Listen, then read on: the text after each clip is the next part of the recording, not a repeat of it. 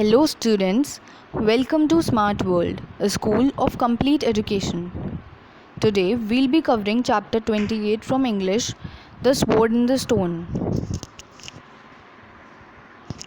King Arthur, famous in legends and history as one of the bravest and noblest kings of Britain, grew up as an orphaned youth before destiny intervened in the form of his protector and guardian, Merlin the magician, to reveal his true identity to the people of Britain.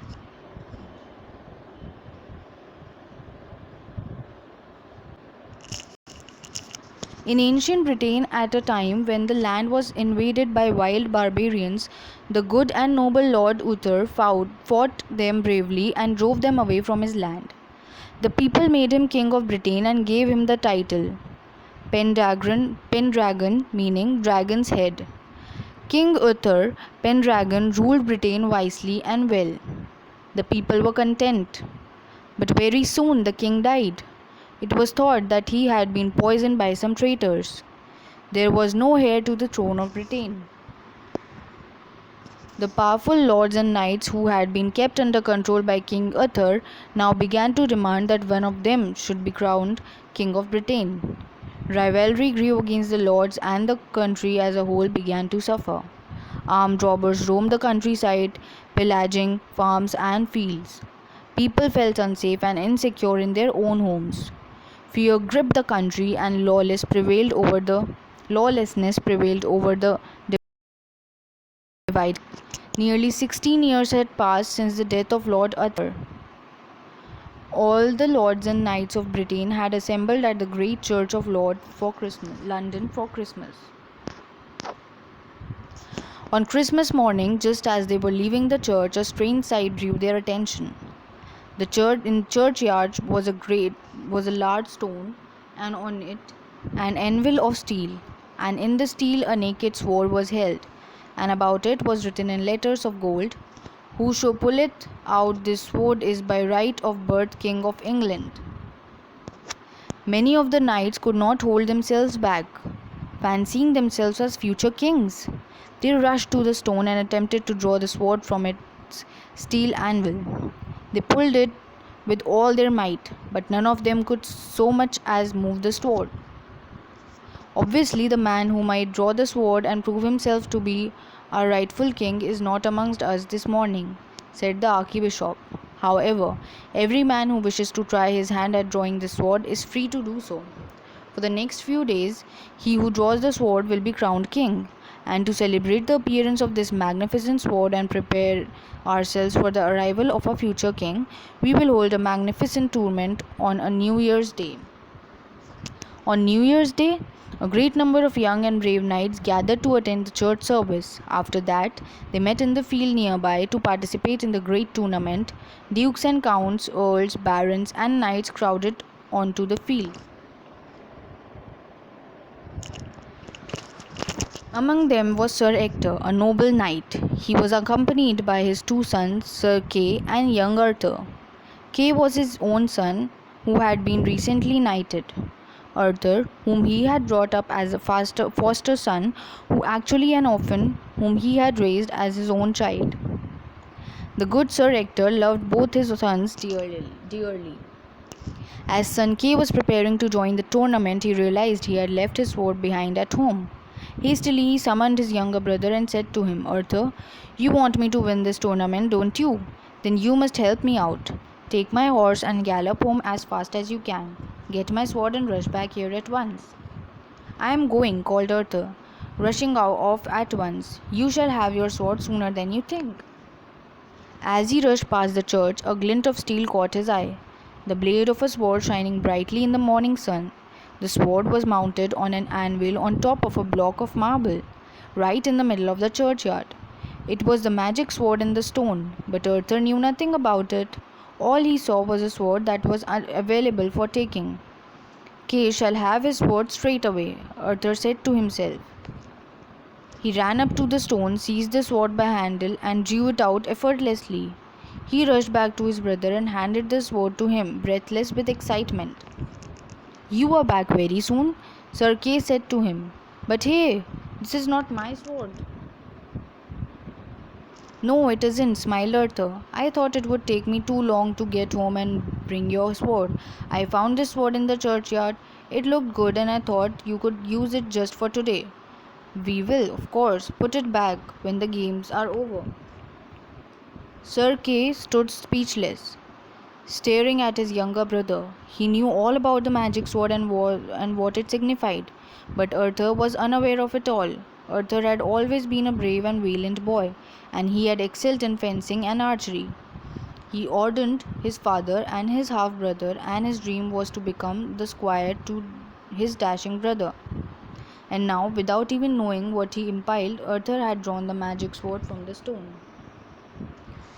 Kay's mind was working rapidly. He actually held the sword of the stone in his hand, the very same sword that the strongest and best knights could not so much as get hold of.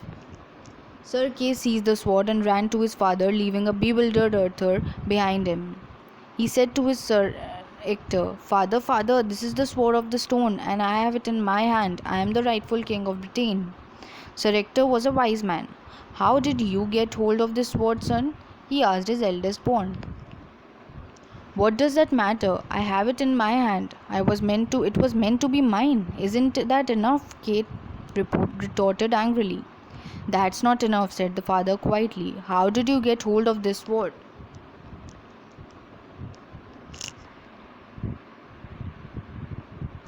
"I've got it, and that's what matters," Kay replied, stubborn as ever. "Well then, come with me," Sir Ector said, and led his son inside the great church, which was now empty. "On the holy book that you drew the sword from the stone?" Sir Kay lowered his eyes. He could not face his father now. "How did you come by the sword, son?" Sir Ector asked him once again. "Arthur brought it to me," father said. Kay, still with his eyes lowered. "Bring Arthur here, and let the three of us go to the churchyard." Sir Ector told him, "We have to know the truth about this." Soon the three of them were at the churchyard. "Put the sword back on its anvil," Sir Ector said to Kay.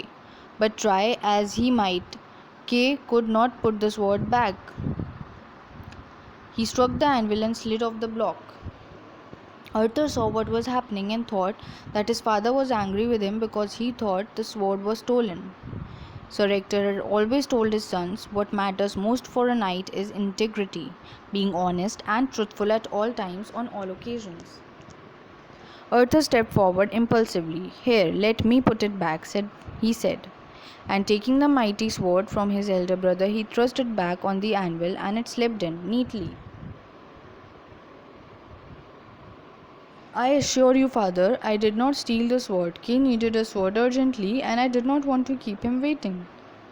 Rather than ride all the way home, I decided to take the sword which I found in the churchyard. And see, it is back in the place now.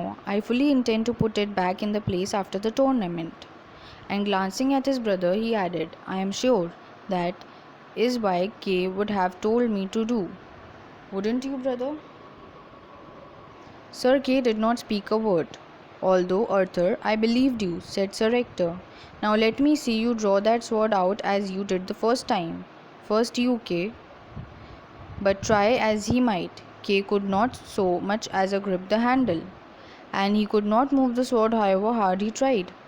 "Now it is your turn, Arthur," said Sir Ector sternly. Arthur gripped the handle of the sword and drew the sword out gently but firmly. Sir Ector made him repeat the action again and again. Each time Arthur gripped the handle and drew the sword out, without any hesitation.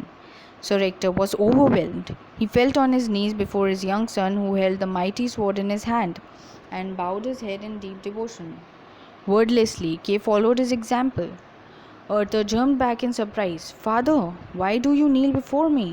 Am I not your son?"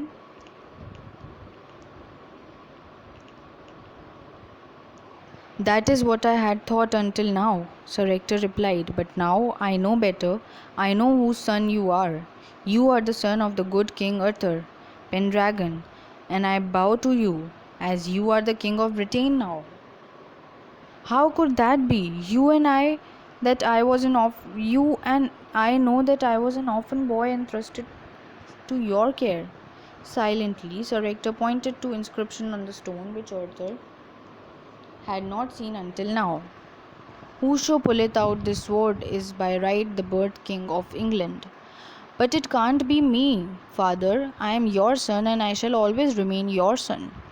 There was a flash of light, and Merlin appeared before them, a hooded figure with bright shining eyes and a bewitching smile. Lovingly, he laid his hand on Arthur's head and said to him, "Indeed, I was the one who entrusted you to good Sir Ector, for your own safety. Your father and I knew that great danger lay ahead for the kingdom in yourself.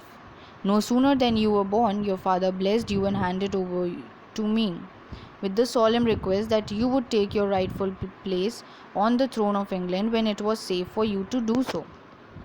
Turning to Sir Ector, Merlin said, "In the name of the late King Arthur, I thank you. You have done a splendid job of bringing up the heir to British throne. Now you must inform the Archbishop and your fellow knights of all that has happened here. I shall await your return." Forthwith, Sir Ector called upon the Archbishop and all the lords assembled at the tournament. Holding Arthur by the hand, he announced to the assembly, "Behold the rightful King of England." For a moment there was silence, and then the crowd burst out in angry protest. "How can we believe you? Who is this unknown boy? Where did he come from? How is he any better than one of us?" The Archbishop took them all to the churchyard. The entire assemblage was in awe as Arthur inserted the sword in the anvil and drew it out effortlessly. Some of the lords and knights also tried to draw the sword but failed to do so. Again and yet again Arthur drew the sword from the stone before his people. Each time cheers went up, and each time more and more knights drew their swords and held them high in a gesture of loyalty to their new-found prince. Loud cheers rose from the common people who had surrounded the churchyard, eager to greet their new king. Now Merlin stepped out of the shadows and addressed the crowds. "Behold, O people of Britain, I present to you the one and only son of King Arthur, Pendragon, and his queen. He is your rightful king." Word meanings. Archbishop. An archbishop is a bishop or priest of the highest rank.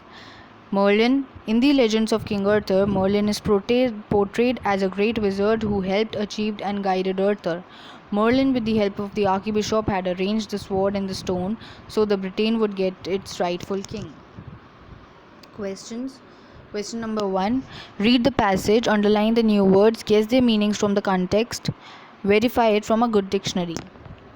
2. Put the following events in chronological order. A. The sword and the stone appeared in the churchyard. B. Lord Arthur died. C. Lord Arthur drove the barbarians away. D. The lords and knights began to fight for the kingdom. E. Sir Kay left his sword behind at home. F. Merlin announced that Arthur was the son of Lord Arthur. Arthur brought the sword from the churchyard. H. Ancient Britain was invaded by wild barbarians. I.